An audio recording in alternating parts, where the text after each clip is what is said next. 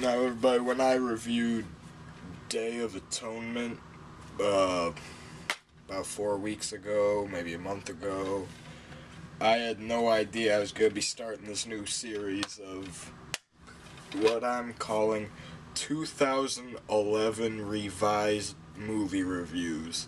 So after I reviewed Day of Atonement, I had the idea, so then I reviewed Cape Fear, and now I'm just turning it into a review series, I guess, so you're going to be seeing a bunch of reviews from me from now on. So my first ever, you can view the playlist of all the revised movie reviews on my channel. The playlist is 2011 revised reviews, as I've just said.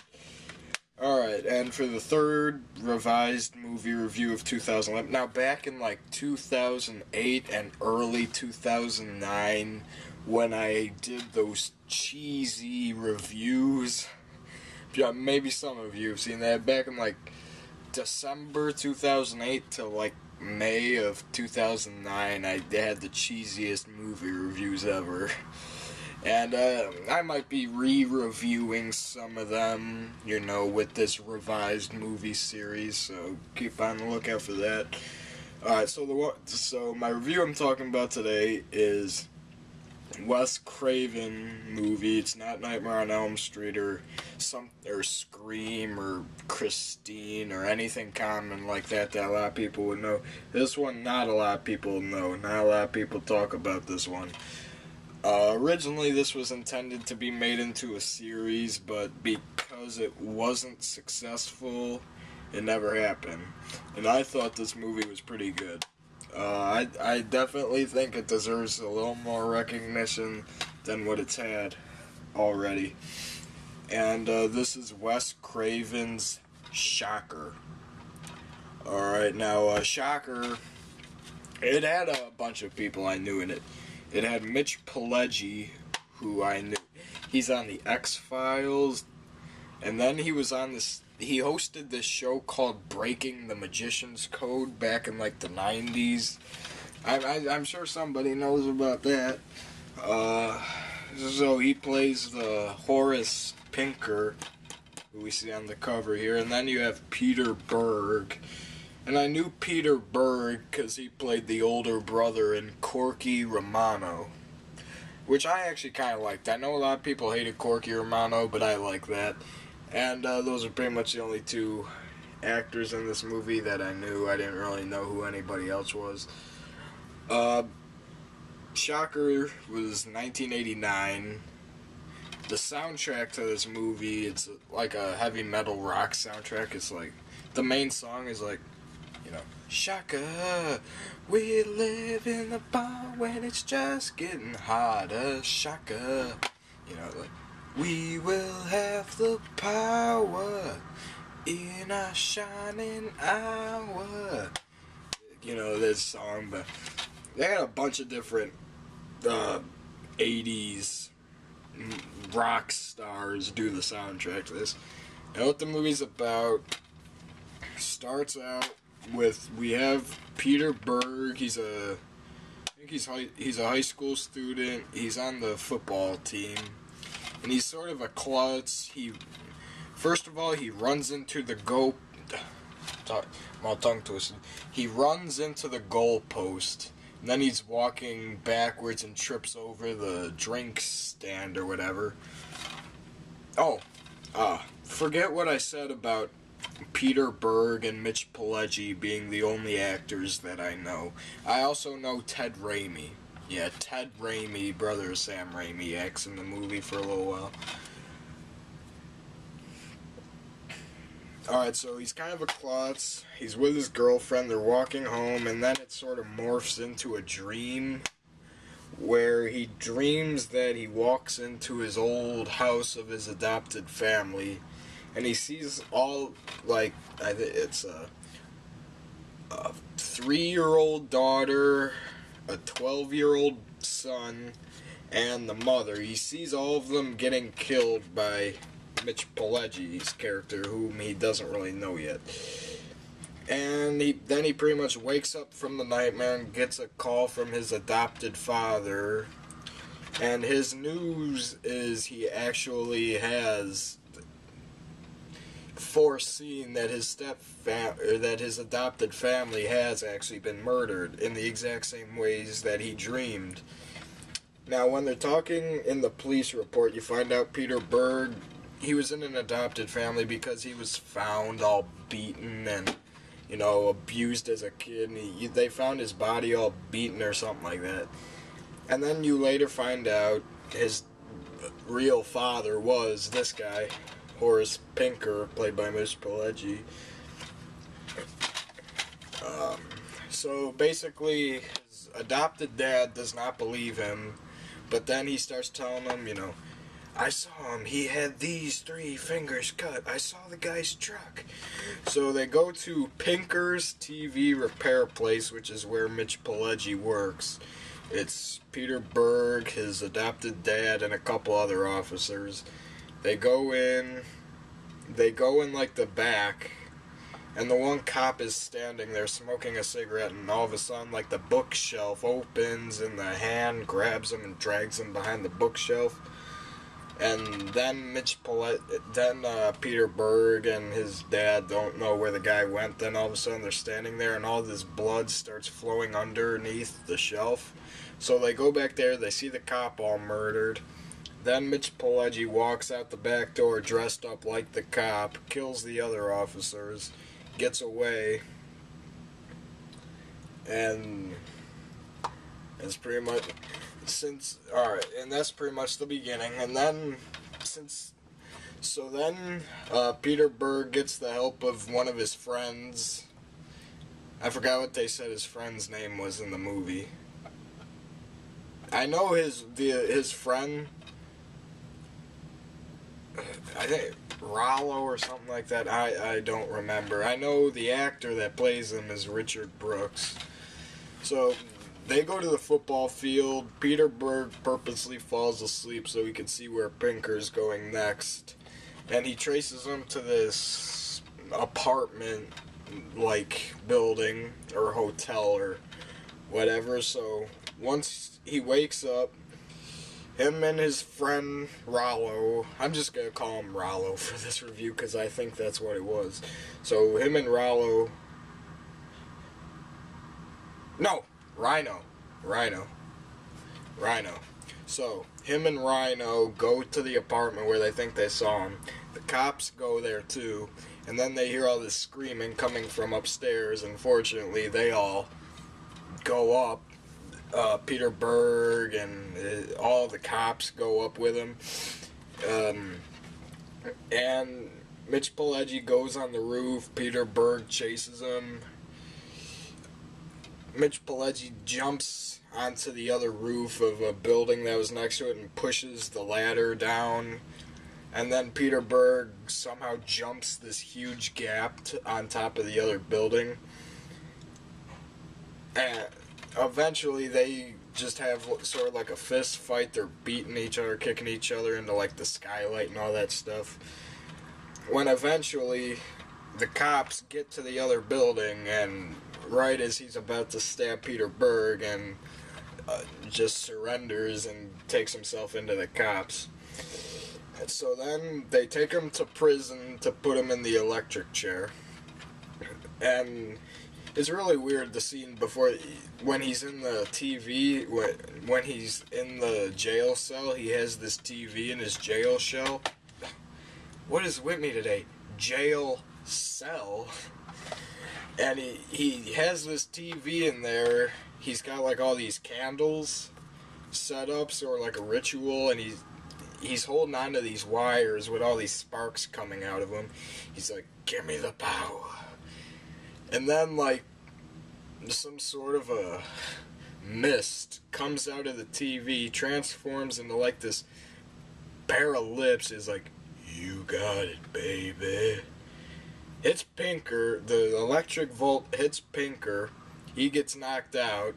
The one cop tries to revive him with CPR, but then he bites the lip, and it, like, stretches, like, the lip, like, stretches all the way down, and bites the other guy's fingers off, and got like blood around his mouth. He's like, finger aching good, or something like that. So then the priest that was with him kicks all the candles around since he's a priest, which I thought was funny. He's like, hell no! He's kicking all the candles around. So they take him into the electric chair. They have all the witnesses sitting in the booth watching. Pinker gives his last words, revealing that he is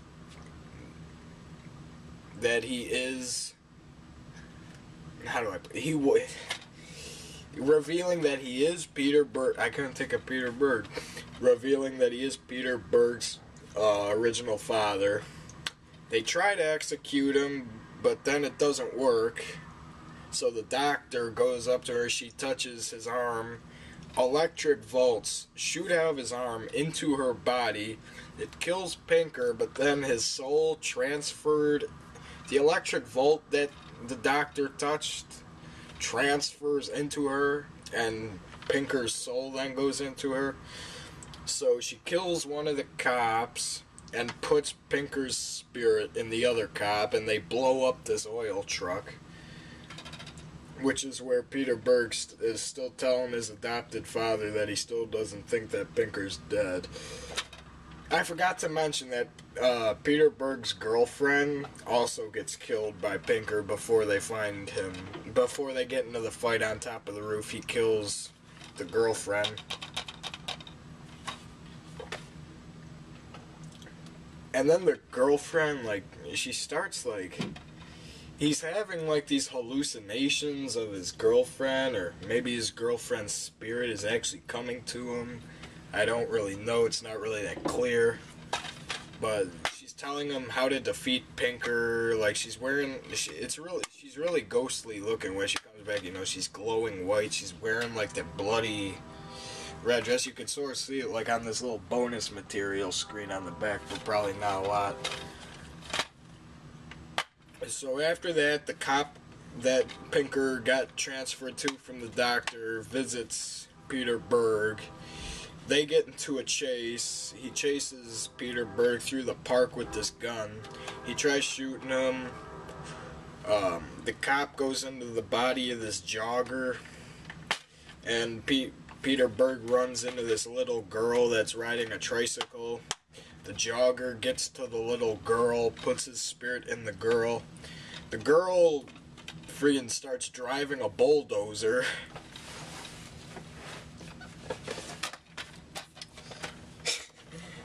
The little girl that she got put into starts driving this bulldozer, chasing Peter Berg with it, until he finally gets a hold of the little girl and starts shaking her, what the hell's wrong with you? So like that, then her mother comes out, is all pissed off. Then the daughter puts Pinker in the mother. Pinker goes from the mother to some construction worker. The construction worker goes into the football coach. It's a pretty long process of how many people Pinker actually puts himself in. So skipping ahead a little bit, Pinker also you find out Pinker has to recharge his spirit every now and then. That's why he's transferring from body to body, because everybody else runs out of energy. So he takes his fingers and he grows these claws out of them. He puts them in the electric socket and goes inside. Then Michael Murphy, I think that's the guy that plays his adopted father. The adopted father walks in, touches a lamp, gets the electric volt. The electric volt goes in his body. So Pinker got inside the adopted father, so Peter Berg's being chased by Pinker in his adopted father's body all the way up to the satellite, the town satellite. And chasing each other up to the town satellite, Pinker escapes out of his adopted dad's body, gets in the satellite, and shoots off, sort of like a shooting star. But the adopted father is not killed. The adopted father pretty much just disappears from the movie after that scene. So then, realizing something has to be done about Pinker, he sets up this whole thing. He gets the football team at the high school to go knock out the power at the electric station, or whatever you'd call it. See, what he wants to do, he wants to go inside the TV, which is where Pinker's spirit hides in the TV, and pause the TV, leaving Pinker inside, escape from the TV, and have the power turned off. Therefore, destroy Pinker. So he gets all of them to go to the electric power company, whatever you want to call it, to knock off the power. There's kind of this funny scene where he's laying in bed, he's got like this bird watching thing or something like that on TV, and you hear the narrator talking, he's like, this is a very rare creature, then you, it's like, this is a very rare creature, and then you see Pinker climbing the tree to where the bird nest is. He gets into another fight with Pinker, and, you know, like, he's shocking him. Peter Berg is getting shocked by Pinker. Pinker jumps back into the TV, and Peter Berg's girlfriend's spirit, or I guess, was trapped inside this locket that he got her for her birthday. So, like, the locket, whenever he shows it to Pinker, it makes him weak, it makes him lose the energy somehow. So he puts the locket up to Pinker's face. Pinker dives back into the TV, and somehow Peter Berg is able to dive back into the TV with him.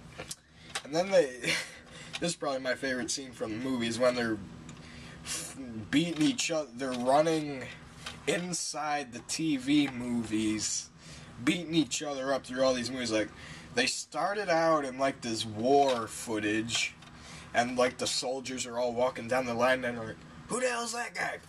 And and then they run through like Leave It to Beaver, an Alice Cooper concert.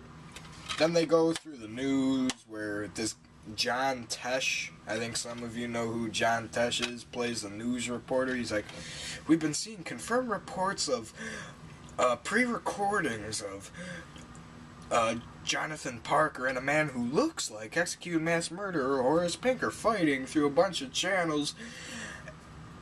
And then, like, Pinker throws Peter Berg on the news desk, tries hitting him. Peter Berg runs away, and the news guy's like, what the hell? Like, so, you know, with the look on his face like that, he's like, that's the way it is. Throws the newspaper off, jumps over the screen. They keep chasing each other. They run through Frankenstein and the atomic bomb testing.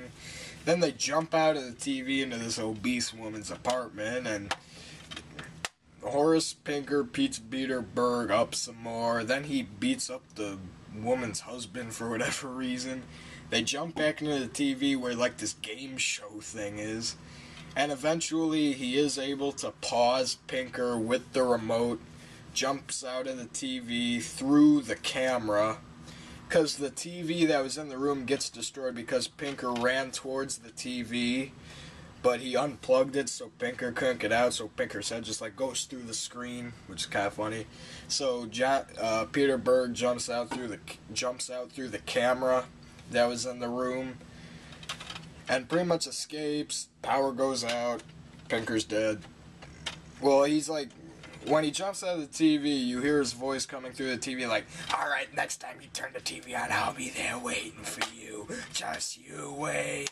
Come back. And then he starts going like, come back in here. Come back. Come back. And then he unplugs the TV, walks out of the room, starts talking to his girlfriend. He's like, he looks up at the sky at all the stars. He's like, do you see that, Allison? Isn't it beautiful? Yes. Then you hear his girlfriend's voice. Yes, it is.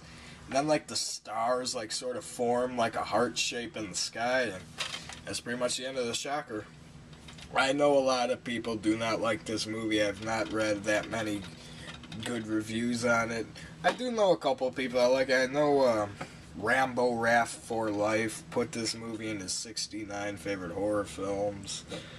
I know a couple people who like this movie, but then again, I do know a couple people who don't like it. I know this author, his name is John Claude Smith. He liked this. I like this movie. I think the soundtrack, I'm not really too much of a rock, heavy metal music guy, But I still thought the soundtrack went pretty good with this. You know, like, the end credit song, like, first you have this rock song playing, then you get this love song playing. It's like, timeless love, which I thought went good with the whole subplot with his girlfriend. You know, I love but I do like the Dudes of Wrath, Shocker. I like that song. See the shadow of a stranger, turn around and your life's in danger. That's a pretty cool song. DVD doesn't really have any special features out other than cast and filmmakers, theatrical trailer. Nothing really that big.